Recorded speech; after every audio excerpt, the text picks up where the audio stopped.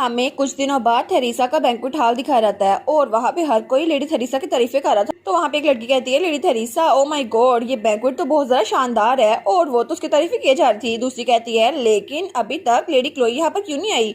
तो पहले वाली कहती है, लगता है उनकी कंडीशन बहुत ज्यादा क्रिटिकल है, शायद लेडी थेरेसा उनके पास गई थी उनको ट्रीट करने के लिए। तो वो कहती है, अच्छा, लेकिन फिर भी एक सेंटेंस के तौर पर थेरेसा तो बहुत ज्यादा अच्छी है। तो तब थेरेसा कहती है, ओ माय गॉड, सच में सिस्टर बहुत ज्यादा अनवेल है ना, इसलिए मैं उनकी हेल्प करने के लिए गई थी, मैं और कुछ नहीं कर रही। तो वो लड़कियां कहती है, आप कितनी अच्छी है ना।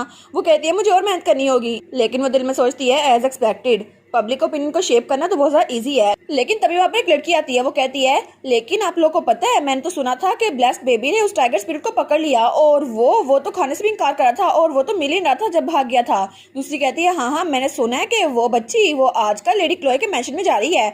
तो वो कहती है, अच्छा, ऐसा लगता है कि ड्यूकल फैमिली में बहुत अच्छी चीजें हो रही हैं। लेकिन वो दिल में सोचती है, वो छोटी बच्ची, मुझे पता था कि वो कॉमनर है, लेकिन फिर भी कितनी अनोइंग बनती जा रही है। और इसके अलावा वो उस क्लोए के मैंशन में जा रही है, आखिर उसकी हिम्मत कैसे हुई। और तो और वो उस टाइगर को भी पकड़ के ले आई, पता नहीं वो उसको कैप्चर करने में कैसे सक्सेसफुल हो गई। लेकिन उसकी वजह से ड्यूक भी वापस उल्टे हैं। और जब उसे पता चला था कि ड्यूक वापस आ रहे थे, वो कहती है, क्या वो वापस आ रहे हैं। और वो सोचती है, मुझे उस बच्ची को ठिकाने लगाना ही होगा, आखिर उसकी वजह से मेरा सारा प्लान नाकाम हो जाएगा।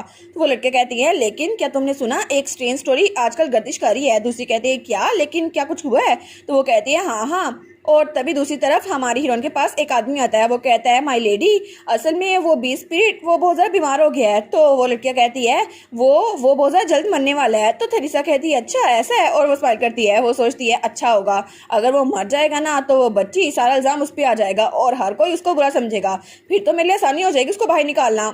लेकिन दूसरी तरफ हमारी हीरोइन वो उस टाइगर के पास गई थी, वो कहती है, टाइगर स्पिरिट तुम ठीक तो हो ना। तो वो टाइगर कहता है, मुझे लगता है कि शेडो ऑफ डेथ आ रहा है और उसकी वजह से मुझे लगता है कि मैं मरने वाला हूँ और इसको रोका नहीं जा सकता क्योंकि मेरी डिवाइन पावर बहुत ज्यादा कमजोर हो रही है। वो कहती है, लेकिन इसको हील करने का कोई तरीका नहीं है, मैं तुम्हें ठीक कर दूंगी ना। तो वो कहता है, कोको, असल में एक तरीका मैंने सुना था।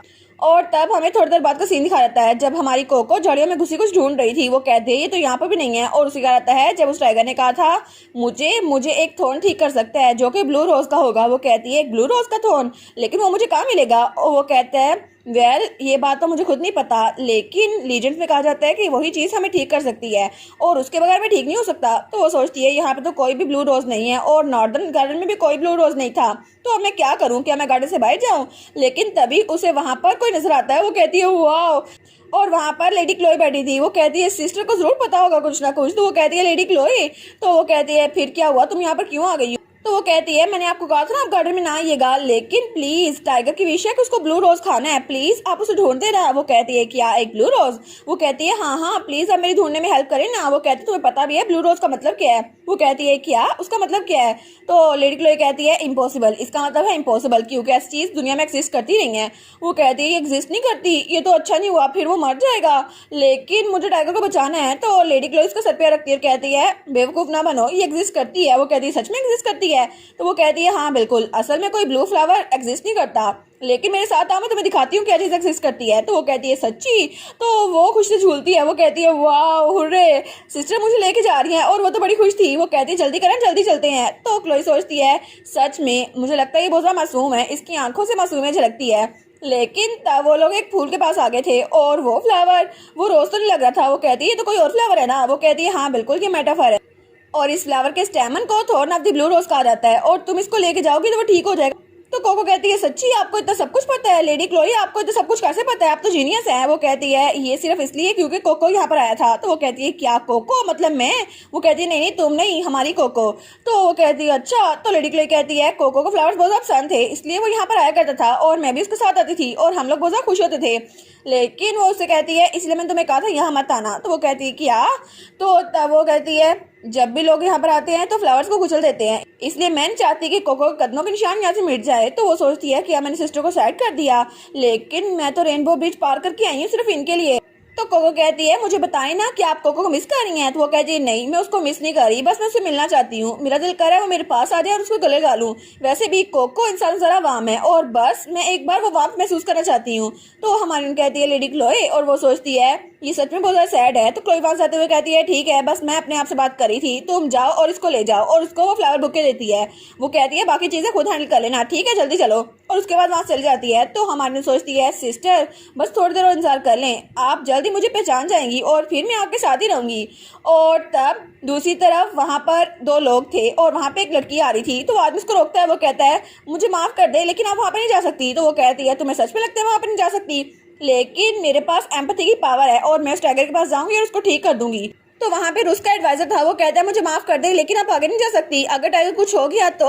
लेकिन तभी वहां दरवाजा खुलता है और हमारी हीरोइन वहां से निकलती है। वो कहती है क्या, मैं तो टाइगर को देख रही थी, आप लोग कौन है। तो वो लड़की कहती है क्या ये यहाँ पर क्या कर रही है। और जब वो अंदर आती है वो कहती है आखिर यहाँ पर हो क्या रहा है। तो आदमी कहता है लेडी लिया रुक तो जाए। लेकिन जब वो अंदर आती है वो कहती है जैसे मैंने सोचा था बिल्कुल वैसे ही हुआ है, ये टाइगर ये मर चुका है, इस बच्ची ने उस टाइगर को मार दिया है। तो तब उसे याद आता है जब थेरेसा उसके कान में कहा था तुम्हें उस बच्ची का कुछ ना कुछ इंतजाम करना होगा ताकि क्लोई भी मुझसे दूर चल जाए, तुम इतना तो हैंडल कर ही सकती हो ना। तो वो सोचती है बिल्कुल यही मेरा चांस है। वो कहती है ये बच्ची इसने टाइगर को मार दिया, हमें इसको कैद करना होगा, जल्दी करो और इस बच्चे को कैद कर दो। तो हमारी कोको कहती है नहीं टाइगर टाइगर मरा नहीं है, लेकिन वो चिल्ला रही थी। और दूसरी तरफ उन दोनों को भी खबर मिल जाती है, क्लोई और उसको भी।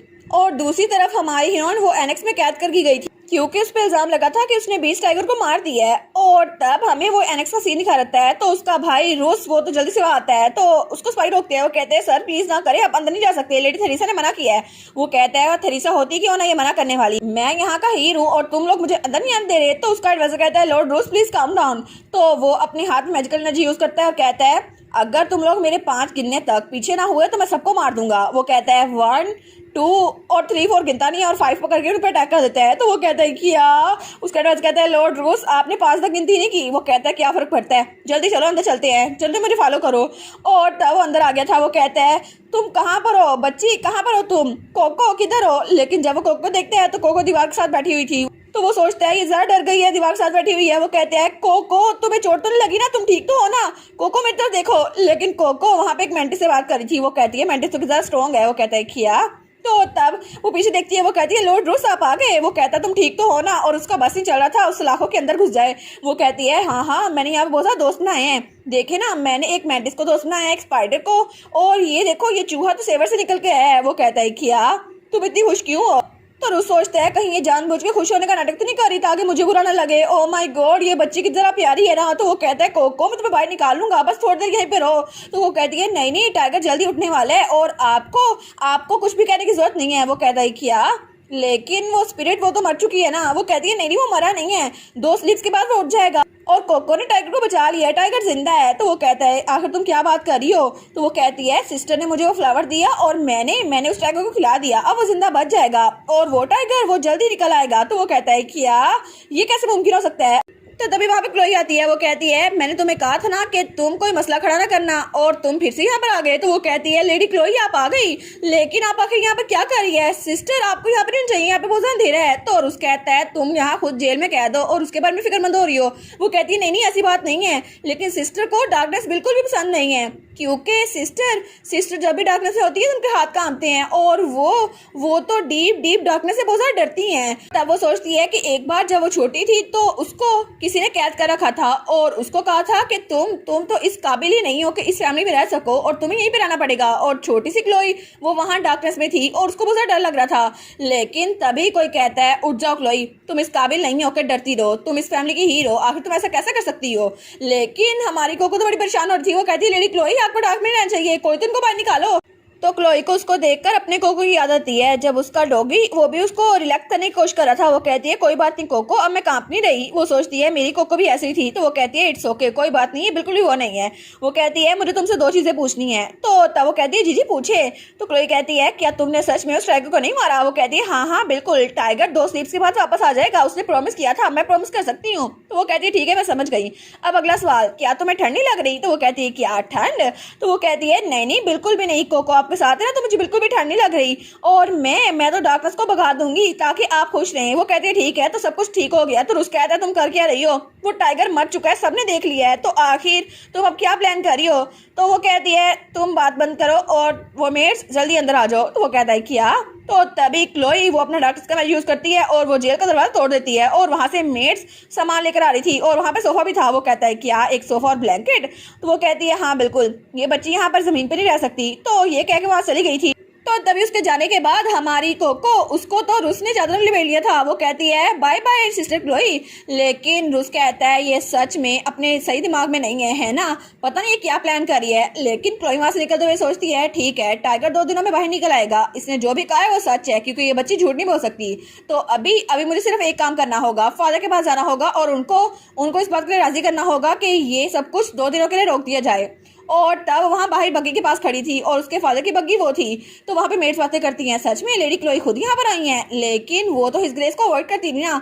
मैंने सुना था कि उन्होंने टाइगर स्पिरिट को मारने में उनकी हेल्प की है उस बच्ची की। तो तभी वहां पर दरवाजा खुलता है और तब वो ग्रीट करती है। वो कहती है ड्यूक आर्डोस मैं आपको ग्रीट करती हूँ। वो कहता है क्या हम बहुत दिनों बाद मिल रहे हैं ना क्लोई?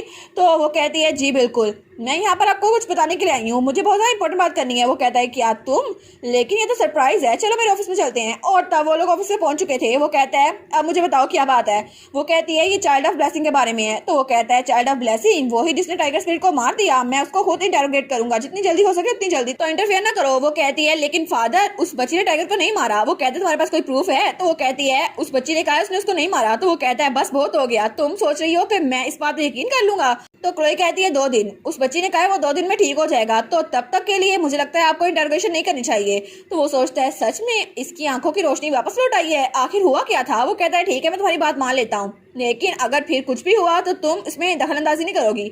वो कहती है जी जी मैं समझ गई, लेकिन अभी जो मेड्स मेरे बारे में बात कर रही थी मैं उनको उनकी सजा दूंगी, तो प्लीज उस पर इंटरफेयर ना कीजिएगा। वो कहता है ठीक है जो मर्जी करो।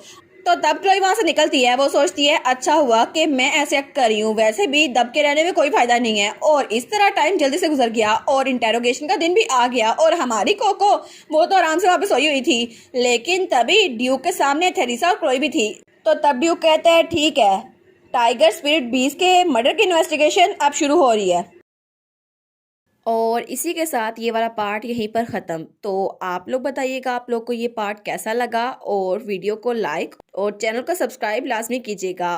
बाकी वीडियोस का लिंक भी स्क्रीन पर नज़र आ रहा होगा, तो काइंडली उनको भी चेकआउट कर ले। और thank you so much for watching my videos. Stay safe, bye bye.